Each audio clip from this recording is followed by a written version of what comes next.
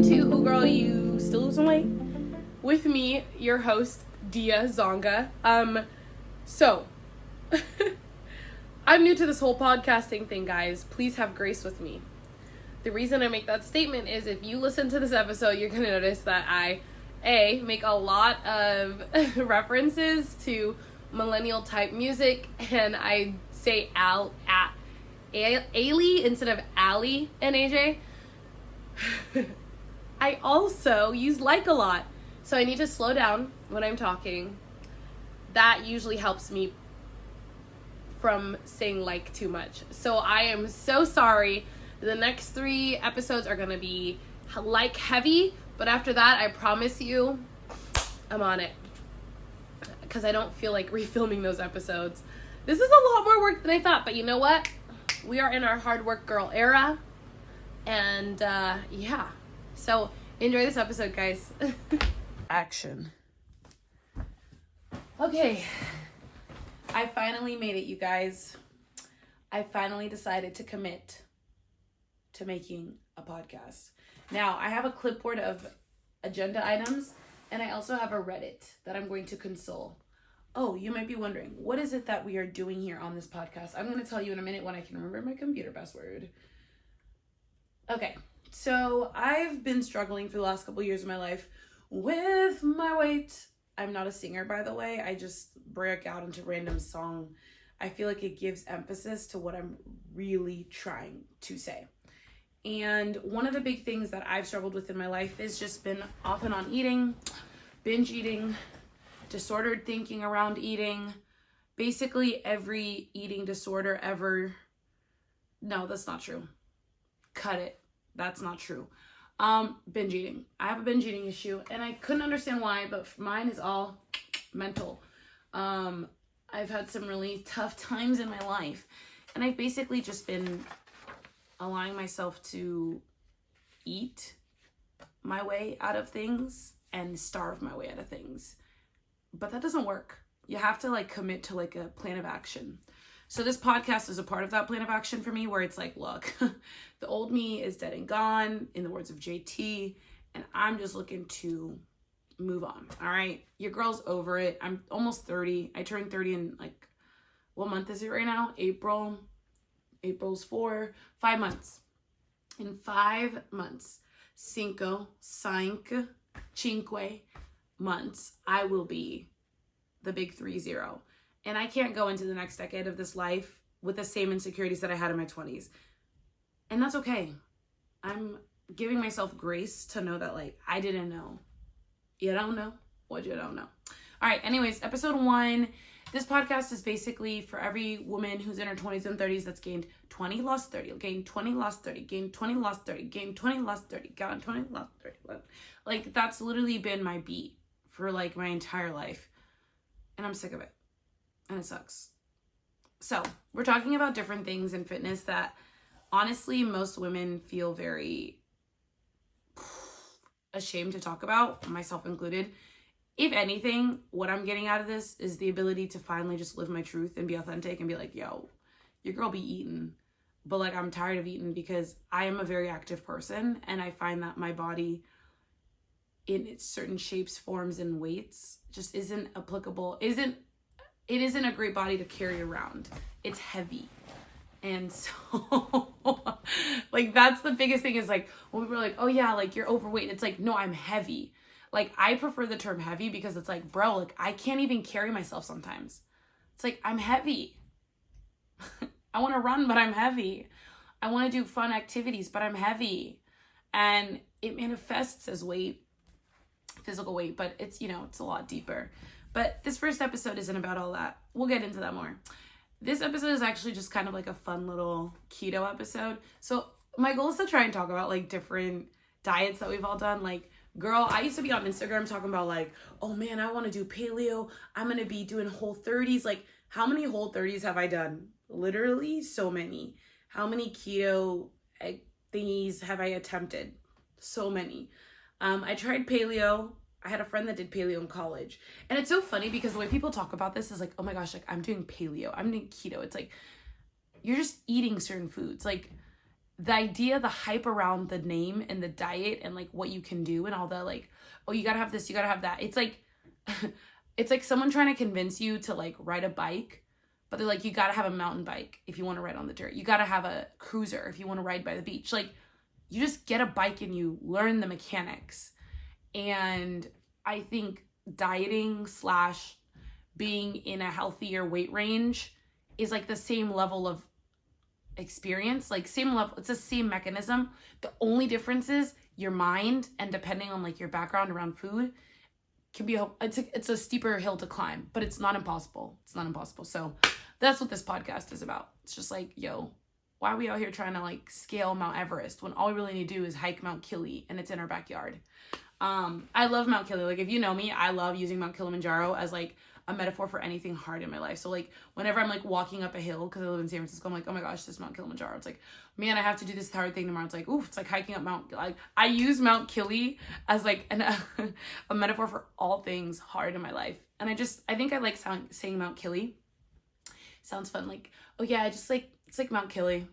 It's like your bestie, but like, oh yeah, it's like Mount Kili. Like, you don't say Mount Kilimanjaro.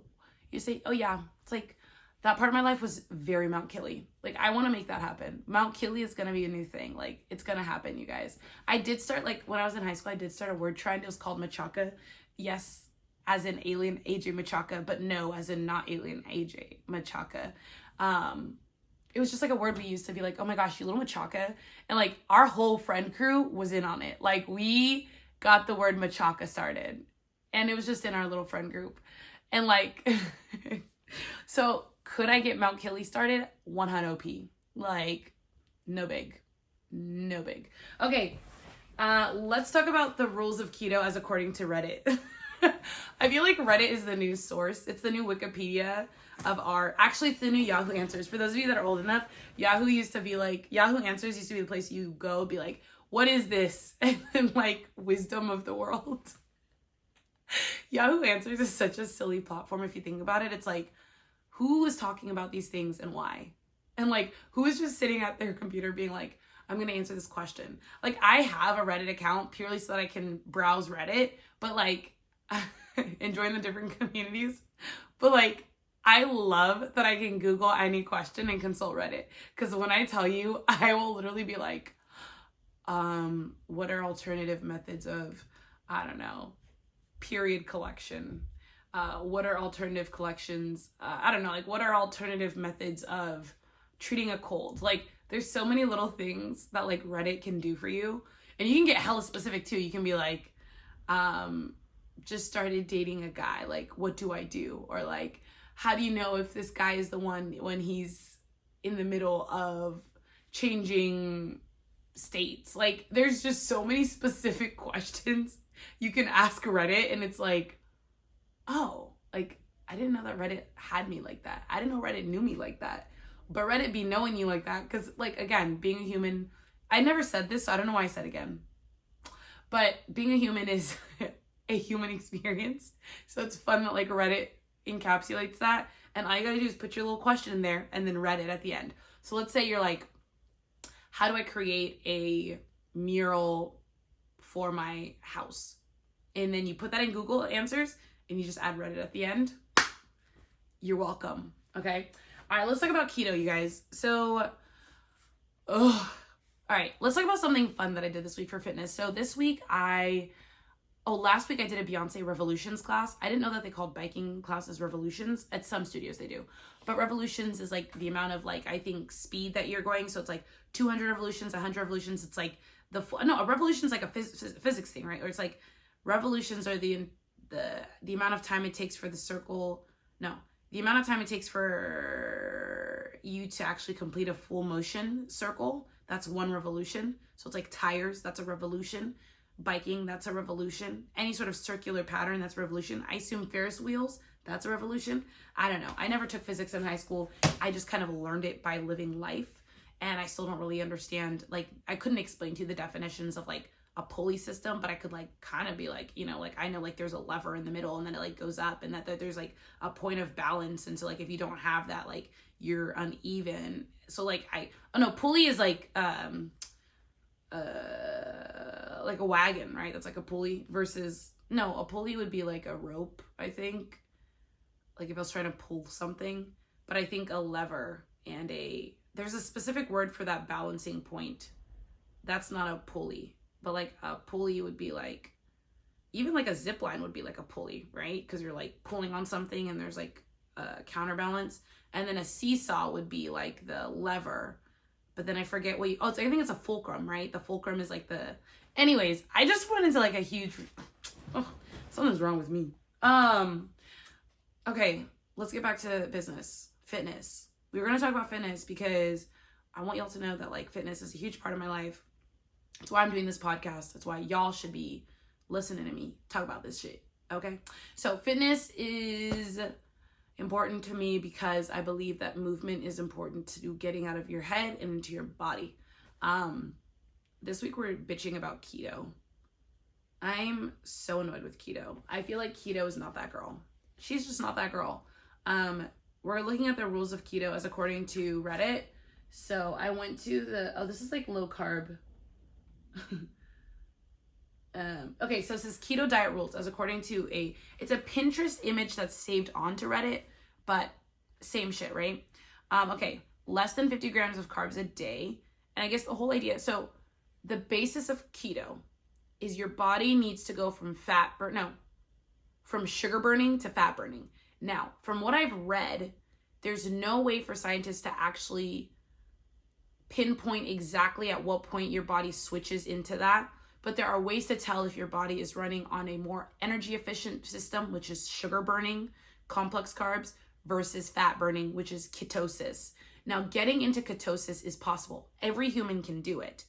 The reality is the levels at which we do it vary by our body composition, who we are, what we eat, yada, yada, yada, and how long you actually don't go without eating.